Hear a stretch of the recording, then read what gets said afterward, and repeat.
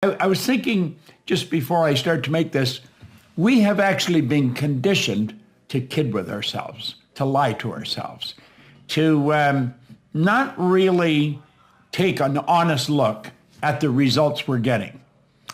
I want you to take a real honest look at your results. And when you look at them, ask yourself, am I living the way I really want to live? You see, most people aren't. One of the first questions I ask a person that comes to work with me, I want to know what's the most they've ever earned in a year. Now, I really don't care what the answer is, but I want to know what the answer is. Because you see, if a person says the most they've ever earned in a year is $50,000, I know where their mind is programmed. If they tell me the most they've ever earned is $250,000, I know where they're programmed. And then I want to find out what they want.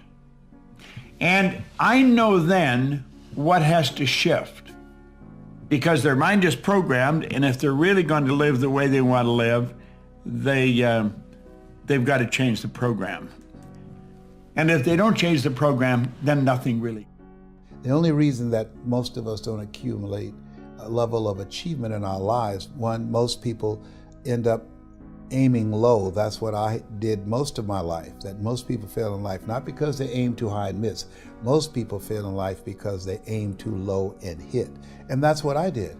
I was a disc jockey. I was very satisfied. I achieved a level of professionalism and mastery in that area. And then someone challenged me and said, you can do more. And it took him 14 years to convince me to become this person that you now see. This person that you now see, this voice, which I consider my power voice, I had absolutely no idea that this person existed. But there are sometimes in life, someone can take you to a place within yourself where you can never go by yourself. And he saw something in me. And sometimes you have to believe in somebody's belief in you until your belief kicks in. I'm afraid that too many times we have put so much focus on teaching you to be good seed that we haven't taught you the power of good soil. And so when we come to soil issues, the seed ignores the soil. We flick the channel. That has nothing to do with me. We close our eyes because we have been taught to be good seed, but we have not been taught to pay attention to soil. And yet the Bible is clear. Jesus says the sower went forth sowing seed, and some fell by the wayside, some fell amongst rocks, some fell amongst thorns. The whole text is about environment. Look at you and look at your environment. Have you been positioned to flourish? Positioning has a lot to do with flourishing. To be in an environment, in a family that supports you. My sister and I were talking the other day. I was telling her what an amazing person she is, that all of our lives together and all the things that God did in my life, not once in all of the years that I've known her, and she was there when Mama had me, have I ever known her to be jealous of me. Not once, not ever. She has always been my cheerleader and my greatest fan. And she said, how could I be jealous of you? You're my brother. I said, a lot of people have siblings that hate them, that are jealous of them, that hope they choke. And some of my development has to be that God planted me in an environment of people that supported me. My brother, my sister, my mother, my father, they all supported me. You can have good seed, but if you've been in bad soil, people who hated you, environments that denied you, education that underserved you, communities that limited you, mentalities that poisoned you. Oh, do you hear what I'm saying? If your soil wasn't right, It doesn't mean that you're not right, but if your soil wasn't right, it's going to affect how you root and how you grow. And you might grow a little bit. The Bible says you can grow for a while, but then the thorns will choke you out, or the rocks will not have enough soil for your roots to grow. Are you blaming God for something you ought to be blaming the soil for? You cannot take a peach seed and plant it in a teaspoon of dirt and expect it to grow. Though the teaspoon of the dirt is the same size as the peach seed, it will not grow. The seed will only grow when it is planted in something bigger than itself. And I want to know, where are you planted this morning? Are you planted in something bigger than you? Or have you always been planted in teacups, surrounded by little dirt, little resources, small-minded people, narrow, limited places that never let you stretch to reach your capacity? Sometimes you gotta go where the corn is.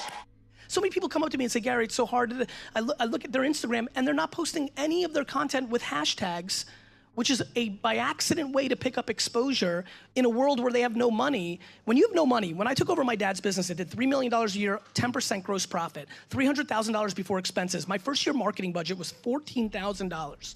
When you have no money, and I built that business from a $3 to a $60 million business in 5 years, I had to make every penny perfect. So I was right about email marketing in '96, and I was right, and because of that, I had 91% open rates. When Google AdWords came out, the day it came out, I paid 5 cents a click for words before anybody bid me up, and I was super right, and that worked. How much is that luck versus preparation, and do you ever get anything wrong? What do you do when you make a mistake? I get everything wrong. It's just that I can't recall it, because once it's wrong, I'm moving on to the next thing. Like dwelling on what you f***ed up on is the quickest way for the next thing not to work. Right? Yep. So I think I do everything. I mean, you know this. This is a fun thing to say. Some people in the back know this. I was a breakout YouTube star in the first year, 2006.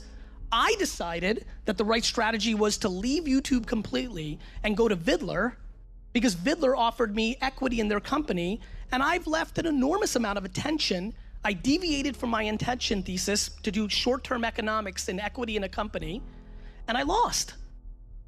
When D-Rock finally came in my life 2 years ago and we started to try to build up my YouTube for the first time, I was sitting on 40,000 followers in a world where I could have had millions if I just stayed the course. So I make mistakes all the time. I'm reorging VaynerMedia every day because it's based on a mistake I made the prior year.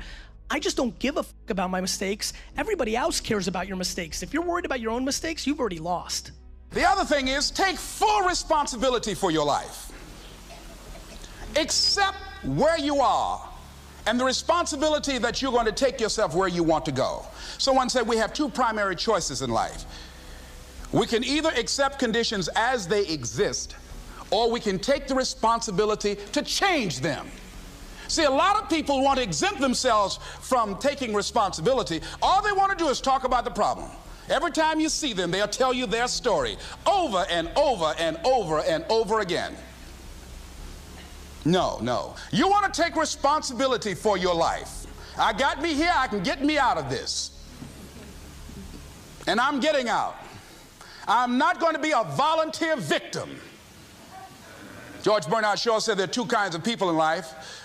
You know, he said those that make things happen, those that watch things happen, and those that don't know what happened. And he said the people that get along in this life look around for the circumstances that they want, and if they can't find them, they make them. They create them. So part of beginning to get unstuck, you've got to decide that the behavior pattern that you have adopted doesn't work for you. You've got to change your strategies, and changing your strategy means reinventing your life. Recreating you, and you have the power to do that. You can decide that you're going to change, that you're not going to be a wimp. You can decide that you're going to stand up to life. You can decide that I'm going to live each day as if it were my last. You have the power to make that decision. You can decide I'm going to work on myself and develop myself. I'm going to empower me. And all of these things that are happening to me right now, they're just temporary inconveniences. They're not stronger than I am. I'm in charge here. Your present or past results have absolutely nothing to do with what's going to happen from this point forward. Now, that was the point that Ray Stanford drilled into my head. You see, I kept thinking, well, gee, I'm such a mess up. You know, I've done everything wrong up till now. I'm 26, I'm broke, I'm not happy. Everything was wrong. He said, Bob, that's all in the past. He said, every moment is a new moment. We shouldn't condemn ourselves. And he said, what you were yesterday, you paid for. What you are today, you decide upon. That's exactly what your word's saying. This power in no way is limited by precedent. Even in a creative state, we sometimes don't understand that. Do you know why airplanes, right up to today almost, have wings on them? Because birds have wings. Birds fly, they have wings. If you're going to get a plane to fly, you got to put wings on it. Do you? No. We've got planes flying without wings today. You know why? Never did need wings. But you see, the thinking was, to a degree, limited by precedent. Birds fly with wings, planes have to have wings. Planes do not have to have wings. You're creative. If you can visualize it, you can do it. It doesn't matter what it is. That's what Hill said. Anything the mind can conceive and believe, it can achieve. Choice is one of the most important concepts that you can get. We're going to be talking about the laws of the universe. One of the laws is the law of polarity. There'd be no inside to the room you're in if there wasn't an outside. You couldn't have a right side to your body without a left, or a top without a bottom, or a front without a back. You can't have a bad without a good. See, the truth is we make it bad or good. Ralph Waldo Trine, In Tune with the Infinite, a great book, he said, nothing is good or bad except our thinking will make it so. Well, if everything's both good and bad, and we bring it together, what's right in the center? If everything here is bad, everything here is good, what's in the center? Just is. Everything just is. You choose whether you're going to look at the downside or the upside. Michael Beckwith gave me a marvelous concept. He said, it doesn't matter what happens in your life. Doesn't matter what happens. You can't control the circumstance, but you can certainly control how you deal with them. He said, when anything happens, step number one, it is what it is, accept it. It's either going to control you or you're going to control it. That's a choice. Step number two, harvest the good. Isn't that a neat word, harvest? Harvest the good. There's good and bad in everything, just harvest the good. Step number three, forgive all the rest. Forgive means let go of completely. It's a choice. Yet if you let go of the bad, the good seems to grow. You and I have a choice. It may be a difficult choice sometimes if you're dealing with a particular difficult individual or a particularly difficult circumstance. Nevertheless, we've got the power within us to do it. So as you go through the day, doesn't matter what anybody says, doesn't matter what happens, you have a choice to say, that's good. And in the process of working on your dreams, you are going to incur a lot of disappointment, a lot of failure, a lot of pain, a lot of setbacks, a lot of defeats. But in the process of doing that, you will discover some things about yourself that you don't know right now. What you will realize is that you have greatness within you. What you'll realize is that you're more powerful than you can ever begin to imagine. What you will realize is that you're greater than your circumstances, that you don't have to go through life being a victim. As Jack indicated, I was born in Miami, Florida, in an area called Liberty City, in an abandoned building on a hard linoleum floor with my twin brother. We were 6 weeks of age. We were adopted. When I was in 5th grade, I was identified as EMR, labeled educable, mentally retarded, put back from the 5th grade into the 4th grade, and stayed in that category until I got out of high school. I don't have any college training, but I met a high school teacher who one day changed my life. I was waiting on another student, and when he came in, he said to me, young man, go to the board and write what I'm about to tell you. And I said, I can't do that, sir. He said, why not? I said, I'm not one of your students. He said, it doesn't matter, follow my directions now. I said, I can't do that, sir. He said, why not? I said, because I'm educable mentally retarded. And he came from behind his desk and he looked at me. He said, don't ever say that again. Someone's opinion of you does not have to become your reality. Harriet Tubman says, I freed 1,000 slaves. I would have freed even more slaves if they would have known that they were slaves. Wow. How many of you fellas and women are operating as a slave and don't even know it? Are you conscious that every day you wake up and you're anticipating to work for somebody? We all work for somebody in whatever capacity, but are you even working towards working for yourself? Are you looking to wake up and be somebody's bee? They said somebody's bee, as in you got the king and the queen bee, and you got all the worker bees that work for someone. They said, what is that quote? I gotta think of it. They said, if you don't remain obedient to your visions and dreams, you're gonna wake up every day at 6 a.m. to go and work for somebody else who was obedient to their dreams. I would have freed more slaves if they would have known that they were actually slaves. I don't think y'all know how powerful that is. I realize that we are our own mountains. We are the reasons that a lot of shit don't go right for us. We create challenges and obstacle courses and issues and conflicts. If something is blessed and beautiful and is right in front of us, we are gonna figure out a way to f it up. We are our own mountains.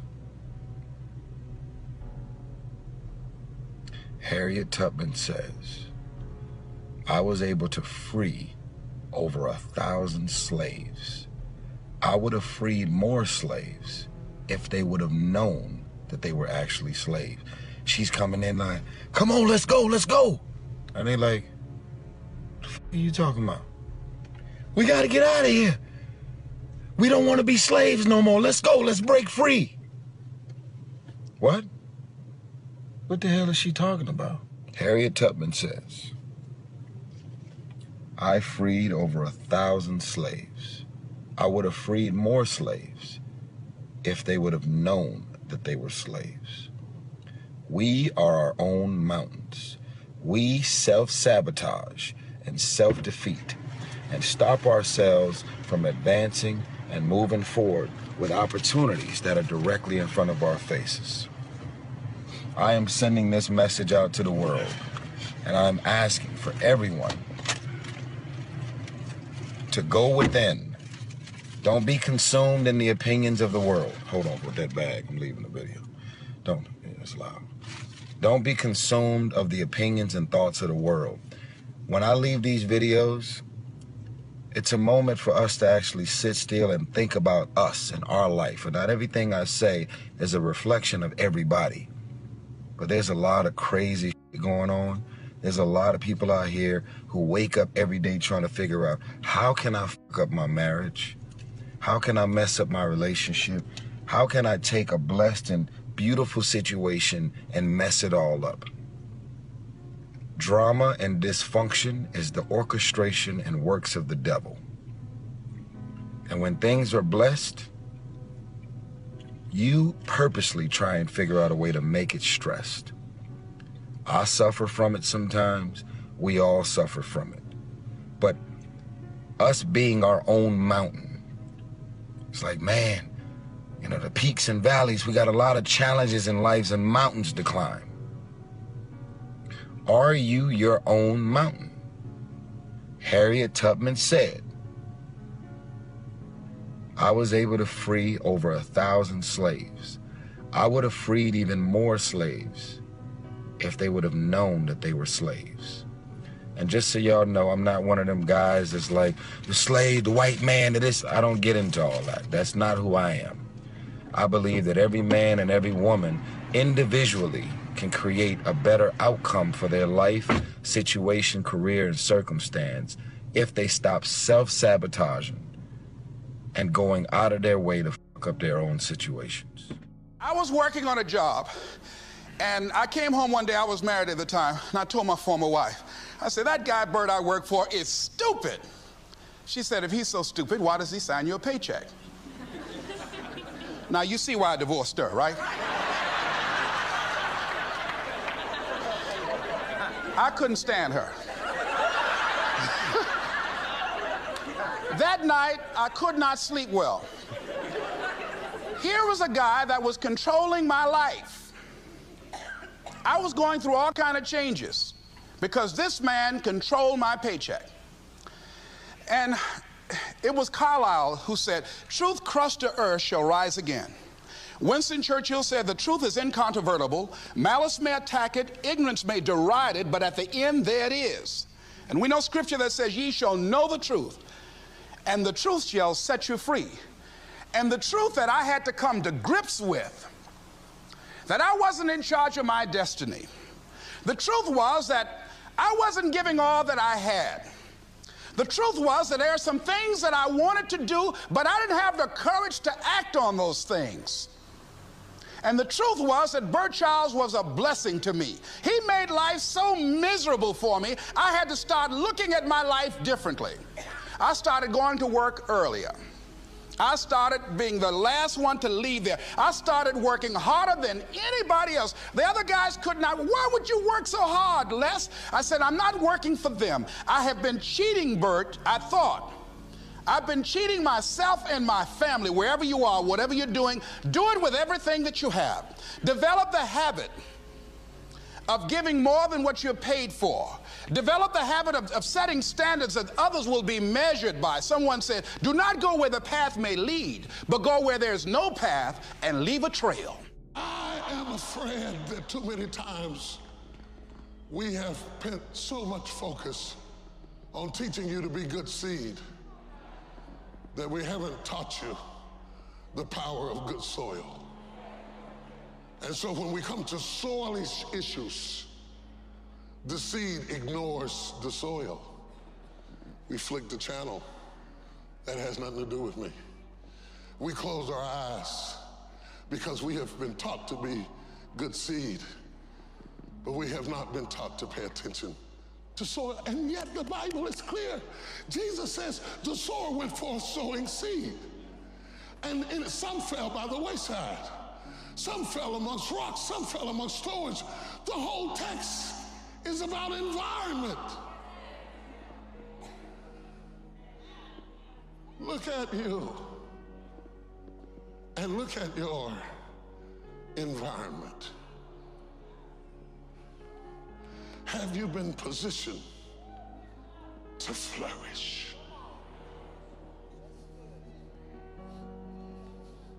Positioning has a lot to do with flourishing. To be in an environment, in a family that supports you. My sister and I were talking the other day. I was telling her what an amazing person she is, that all of our lives together and all the things that God did in my life, not once in all of the years that I've known her, and she was there when Mama had me, have I ever known her to be jealous of me. Not once, not ever. She has always been my cheerleader and my greatest fan. And she said, how could I be jealous of you? You're my brother. I said, a lot of people have siblings that hate them, that are jealous of them, that hope they choke. And some of my development has to be that God planted me in an environment of people that supported me. My brother, my sister, my mother, my father, they all supported me. You can have good seed, but if you've been in bad soil, people who hated you, environments that denied you, education that underserved you, communities that limited you, mentalities that poisoned you. Or do you hear what I'm saying? If your soil wasn't right, it doesn't mean that you're not right, but if your soil wasn't right, it's going to affect how you root and how you grow. And you might grow a little bit. The Bible says you can grow for a while, but then the thorns will choke you out, or the rocks will not have enough soil for your roots to grow. Are you blaming God for something you ought to be blaming the soil for? You cannot take a peach seed and plant it in a teaspoon of dirt and expect it to grow. Though the teaspoon of the dirt is the same size as the peach seed, it will not grow.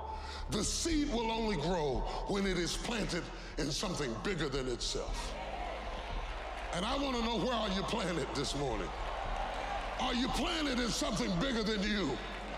Or have you always been planted in teacups, surrounded by little dirt, little resources, small-minded people, narrow, limited places that never let you stretch to reach your capacity? Sometimes you gotta go where the corn is. Don't allow your emotions to control you. We are emotional, but you want to begin to discipline your emotion. If you don't discipline and contain your emotions, they will use you. Your mind goes on automatic, just like a guard. You know, I loved reading the book called As a Man Thinketh by James Allen. He uses the analogy of the mind being like a garden. You know, weeds don't have to have any encouragement to grow. You don't have to water them. They don't have to get sunshine. They don't have to have fertile ground. They will grow through the cracks of a sidewalk. Am I right? But if you want to grow orchids or roses or any kind of exotic flowers, there are special processes and procedures you must go through. Well, by the same token, you don't have to force yourself or motivate yourself to think negatively, to be depressed, to hate somebody, to want revenge, to want to get back at somebody, to beat yourself up over the head, to feel loaded with guilt. You don't have to make any effort to do that. Your mind is on automatic. It will do that by itself. But if you want to begin to move into your own personal greatness, if you want to begin to really enjoy a happy, successful, healthy life, you've got to be willing to go against the tide. You've got to be willing to harness your will and say, in spite of this, I'm in control here. I'm not going to let this get me down. I'm not going to let this destroy me. I'm coming back. And I'll be stronger and better because of it. You have got to make a declaration that this is what you stand for. You're standing up for your dreams. You're standing up for peace of mind. You're standing up for health. You want it, and you're going to go all out to have it. It's not going to be easy. When you want to change, it's not easy. If it were in fact easy, everybody would do it. But if you're serious, you'll go all out.